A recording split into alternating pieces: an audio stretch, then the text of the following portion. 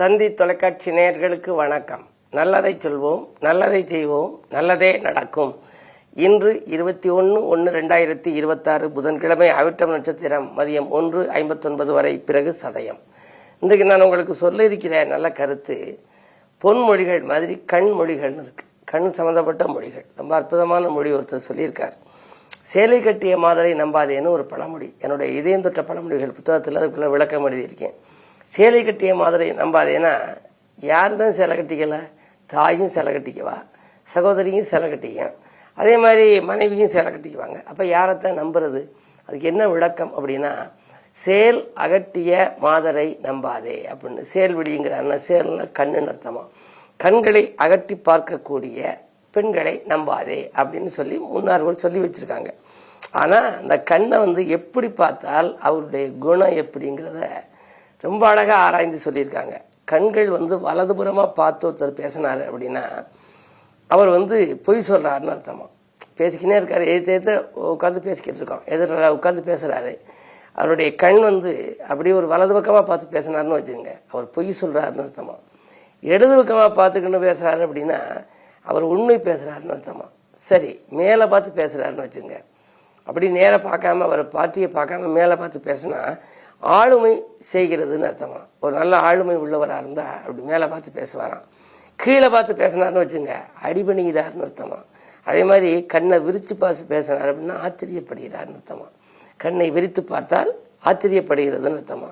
சரி, கண்ணை சுருக்கி சுருக்கி பேசுகிறான்னு வச்சுங்க, சந்தேகப்படுறாருன்னு அர்த்தம். இவர் சொல்கிற இதில் நம்பிக்கை இல்லை, சந்தேகப்படுறாருன்னு அர்த்தம். கூர்ந்து பார்த்து பேசுகிறாரு அப்படின்னு வச்சுங்க, அப்போ ஆராய்ந்து எதையோ விரும்புகிறாரு அப்படின்னு அர்த்தமா. வேறு எங்கேயோ பார்த்தவர் பேசினார் அப்படின்னா இவர் பேசுகிறத தவிர்க்கிறாருன்னு அர்த்தம். நம்மளாவே புரிஞ்சுக்கணும், அதை முடிச்சுக்கணும், வெளியில் போயிடணும்.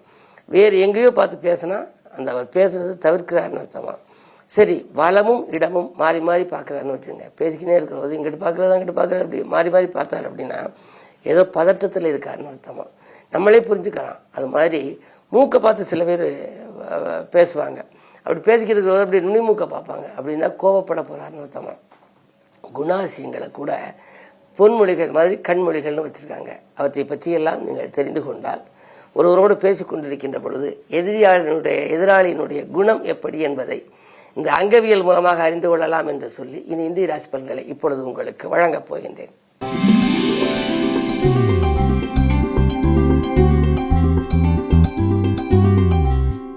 மேசராசி நேயர்களே, உங்களுக்கெல்லாம் இன்று ராசிநாதன் செவ்வாய் பலம் பெற்று உச்சம் பெற்று சஞ்சரிக்கின்றார்.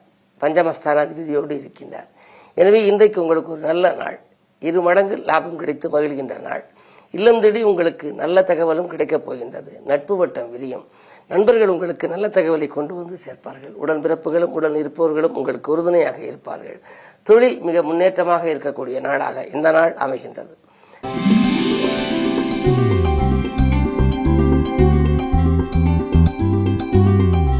ரிஷபராசினியர்களே, உங்களுக்கெல்லாம் சேமிப்பு உயர்ந்து செல்வாக்கு அதிகரிக்கின்ற நாள்.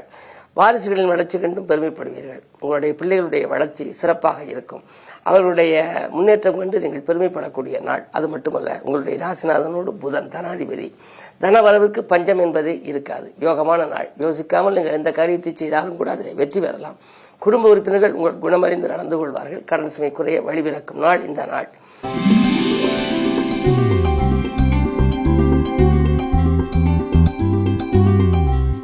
மிதுனராசினியர்களே, உங்களுக்கெல்லாம் நேற்றைய பிரச்சனை இன்று நல்ல முடிவுக்கு வரும் நாள். நிகழ்கால தேவைகள் உங்களுக்கு பூர்த்தியாகிவிடும். உங்களுடைய ராசிக்கு அதிபதியான புதன் மறைந்திருக்கிறார். மறைந்த புதனால் நிறைந்த தனலாபம் கிடைக்கும். அவரோடு 12 சுக்கிரன் இணைந்திருப்பதால் ஆடை ஆபரண சேர்க்கை உண்டு. பொன் பொருட்கள் வாங்க போட்ட திட்டங்கள் நிறைவேறலாம். உத்தியோகத்தில் கூட நீங்கள் நேர்முக தேர்வில் வெற்றி பெறக்கூடிய ஒரு வாய்ப்புகள் உண்டு. என்ன இருந்தாலும் இந்த நாள் உங்களுக்கு இனிய நாளாக அமைய ஆஞ்சநேயரை வணங்குவது நல்லது.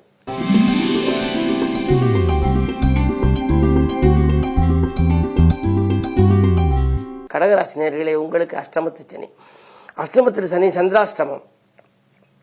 அஷ்டமத்து சனியும் இருக்கிறது, சந்திராஷ்டமமும் இருக்கிறது. எனவே கொஞ்சம் யோசித்து செயல்பட வேண்டும்.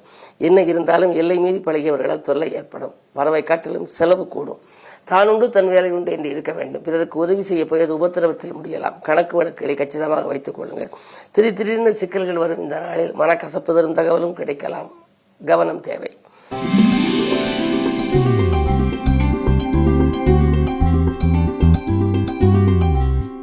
சிம்மராசினியர்களே, ஜென்மத்தில் கேது, 11 வியாழன், 6ஆம் இடத்திலே 4 கிரகங்கள், சூரியன், செவ்வாய், புதன், சுக்கிரன். எனவே பிரச்சனைகள் தீர அர்ச்சனைகள் செய்ய வேண்டிய நாள். ஏதாவது ஒரு ஆலயத்துக்கு சென்று அர்ச்சனை செய்து வழிபட்டு வருவோமா? புகழ்மிக்க ஆலயங்களுக்கு செல்லலாமா? வாழ்க்கை துணையோடும் பிரச்சனை, வழியிலும் பிரச்சனை என்ற நிலை இருக்கிறது என்றெல்லாம் நீங்கள் கவலைப்படுவீர்கள். இருந்தாலும் இன்று கிழமை புதன் என்பதனாலே பெருமாள் இலக்குமியை வழிபட்டால் பெருமைகள் சேரும், வருமானம் உயரும். அதே நேரத்தில் உங்களுக்கு 6ஆம் இடத்தில் சூரியன் என்பதனாலே அரசு வழி சிக்கல்களை ஒரு சிலர் சந்திக்க நேரிடலாம்.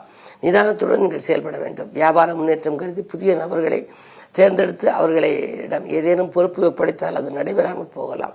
பொதுவாக இன்று இழப்புகளை சந்திக்கக்கூடிய நாள் என்பதனாலே மிக மிக மிக கவனம் உங்களுக்கு தேவை.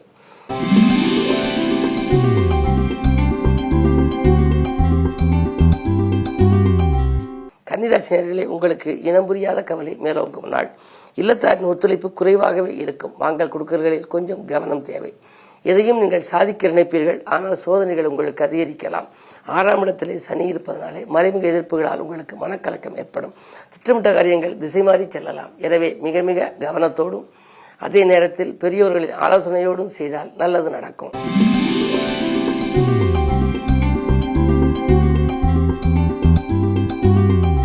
துலாம் ராசினியர்களே, உங்களுக்கு பணி நிரந்தரம் பற்றிய நல்ல தகவல் கிடைக்கும் நாள். பதவியில் உள்ளவர்களால் உதவி உங்களுக்கு கிடைக்கும். எதிர்பார்ப்புகள் எல்லாம் எளிதில் நிறைவேறும். திட்டமிட்ட காரியங்களை திட்டமிட்டபடியே செய்து முடிப்பீர்கள். பயணங்கள் கூட பலன் தருவதாக அமையலாம். அயல்நாட்டிலிருந்து வரும் ஆதாயம் தரும் தகவலும் உண்டு. இந்த நாள் நல்ல நாள்.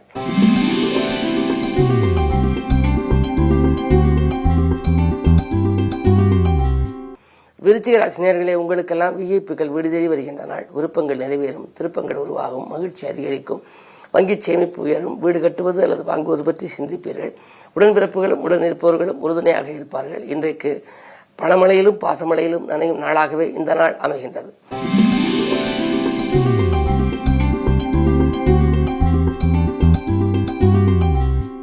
தனுசு ராசினியர்களே, உங்களுக்கு 2ஆம் இடம் வலுவாக இருப்பதனாலே வாக்கு, தனம், குடும்பம் ஆகிய இடம் பலப்படுகிறது.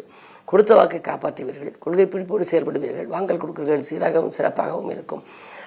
லாபம் கணிசமான தொகை கைகளிலே புரளும். உத்தியோகத்தில் கூட மேலதிகாரிகள் இணக்கமாக நடந்து கொண்டு அதன் நுணுக்கங்களை கற்றுக் கொடுப்பார்கள். எனவே இந்த நாள் உங்களுக்கு ஒரு இனிய நாள், யோகமான நாள்.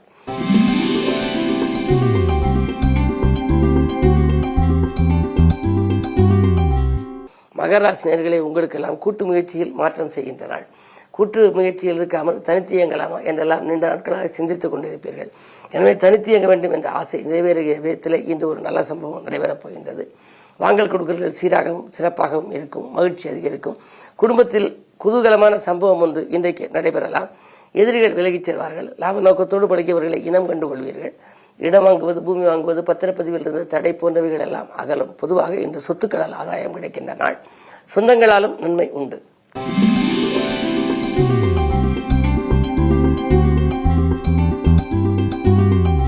கும்பராசினியர்களே, உங்களுக்கு ராசிகளையே சந்திரன் சனியோடு கூடியிருக்கின்றார், ராகுவோடும் கூடியிருக்கின்றார். இனம் புரியாத கவலை மேலோங்கலாம். சொல் யுத்தத்தை தவிர்க்க வேண்டிய நாள். சுற்றத்தார்களை பகைத்துக் கொள்ள வேண்டாம். மேலதிகாரிகள் உங்களுக்கு கொஞ்சம் வேலைப்பட கூடுதலாக கொடுப்பார்கள்.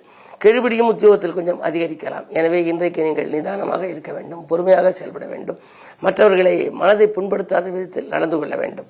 பஞ்சமஸ்தானத்தில் கூறியிருந்து உங்கள் ராசியை பார்ப்பதால் மதியத்திற்கு மேல் உங்களுக்கு ஓரளவு நற்பலன்கள் வரலாம்.